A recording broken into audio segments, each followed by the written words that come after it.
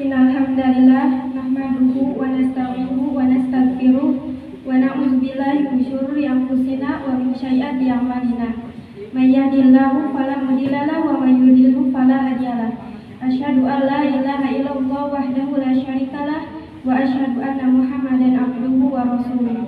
Allahumma shalli ala Muhammad wa ala ali Muhammad kama shallaita ala Ibrahim wa barik ala Muhammad wa ala ali Muhammad kama barakta ala Ibrahim fil alamin innaka Hamidum Majid. Fa inna asdaqal hadithi kitabullah wa khairul hadi hadi Muhammad sallallahu alaihi wasallam wa syarrul umuri muhdatsatuha wa kullu muhdatsatin bid'ah wa kullu bid'atin dhalalah wa kullu dhalalatin finnar. Amma ba'du. Segala puji hanya milik Allah yang telah menurunkan kitabnya sebagai petunjuk bagi manusia dan yang telah mengutus Rasulnya sebagai hujah atas mereka.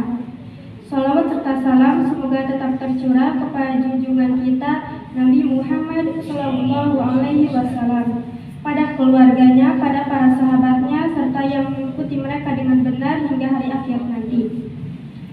Hadirin rahimakumullah, Nabi Muhammad Sallallahu Alaihi Wasallam mendapatkan nasihat dari malaikat Jibril alaihi salam. Nasihat yang dapat digunakan pula oleh umatnya, di mana nasihat ini dapat dijadikan pedoman karena pesan yang tersirat di dalamnya dapat menjadi nasihat di sepanjang masa yang pasti dialami oleh Nabi Muhammad Sallallahu Alaihi Wasallam. Rasulullah Sallallahu Alaihi Wasallam bersabda dari Sahal bin Sa'ad, telah datang kepadaku malaikat Jibril dan ia berkata, wahai Muhammad, Isya masyita fa innaka mayyitu. Hiduplah sesukamu, tapi ingatlah sesungguhnya engkau akan mati. Wa ahbib man syi'ta fa innaka mafariqu. Cintailah siapa yang kamu cintai, tapi ingatlah sesungguhnya engkau akan berpisah dengannya. Wa amal ma syi'ta fa innaka majzi'u bi.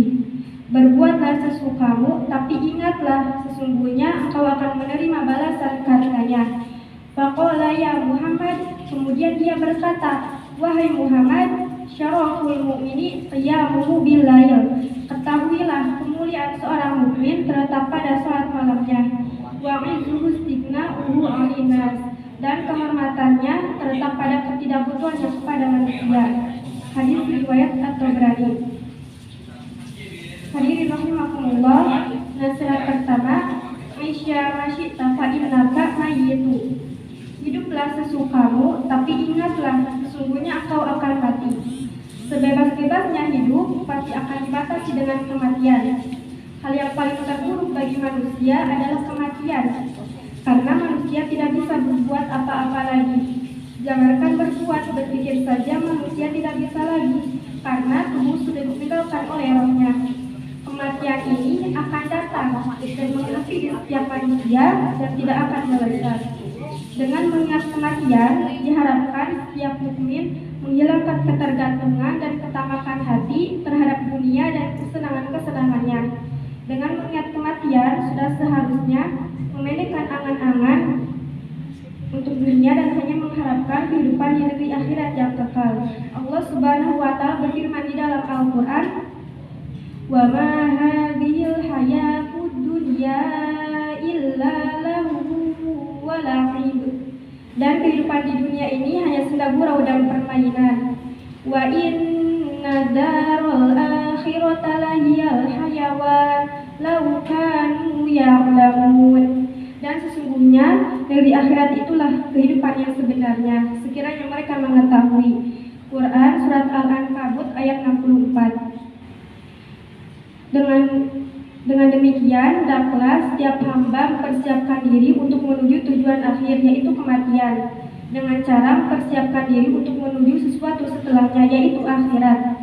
Nasihat kedua, wa ahbib man syi'ta fa innaka mafariqu. Cintailah siapa yang kamu cintai, tapi ingatlah sesungguhnya engkau akan berpisah dengannya. Maksudnya adalah jangan sampai kita terlalu menyibukkan hati dengan kesenangan-kesenangan yang fana ini, berupa suami, istri, anak, maupun harta yang kita miliki dan selainnya dari hal-hal yang kita cintai. Karena itu semua bisa jadi akan pergi dari kita atau bisa jadi kita yang akan pergi darinya. Maka sibukkanlah hati dengan kecintaan terhadap zat yang tidak berpisah dengan kita dan kita pun tidak berpisah dengannya, yaitu mengingat Allah Subhanahu wa Ta'ala dan amal soleh yang dicintai Allah dengan mendekat dengannya. Karena hal itu yang akan menemani kita di alam kubur sehingga tidak akan berpisah dengannya. Dari Anas bin Malik radhiyallahu anhu berkata, Rasulullah Shallallahu alaihi wasallam bersabda, "Yatsba'ul mayyita salasatu fayarji'usnani wa yabqa wahidun." 3 yang mengiringi mayit, 2 kembali dan hanya 1. Yatsba'u ahluhu wa maluhu wa amaluhu, yaitu keluarganya, hartanya dan amalnya. Fayarji'u ahluhu wa maluhu, maka yang pulang adalah keluarganya dan hartanya. Wa yabqa amaluhu, sedangkan yang tinggal adalah amalnya. Muttafaqun alaih. Nasihat ketiga, wa'mal ma syi'ta fa innaka majzi'u bih. Berbuatlah sesukamu, tapi ingatlah sesungguhnya engkau akan menerima balasan karenanya. Berbuatlah sesukamu berarti bahwa manusia bebas melakukan yang baik maupun yang buruk sesukanya. Namun semuanya akan berakhir saat kematian datang. Selanjutnya setelah kematian ternyata ada perhitungan dan pembalasan di akhirat. Setiap orang akan diberi balasan atas semua perbuatannya.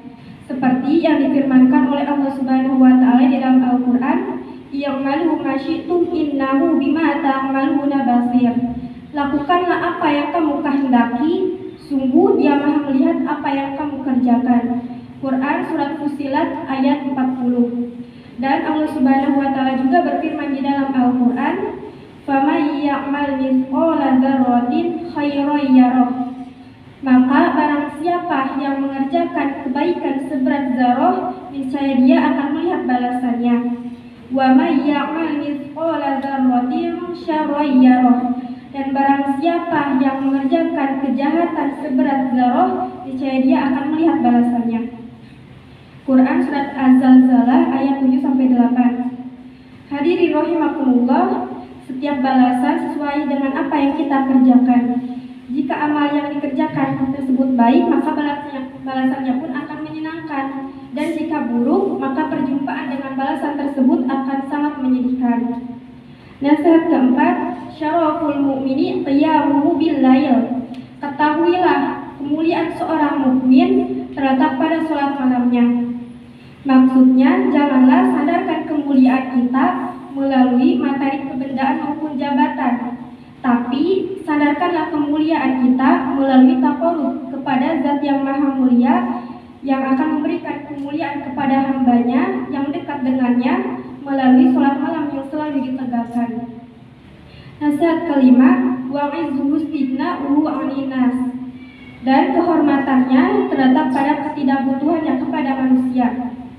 Maksudnya bahwa Allah Subhanahu wa Ta'ala adalah Zat pemberi rizki dan karunia kepada makhluknya.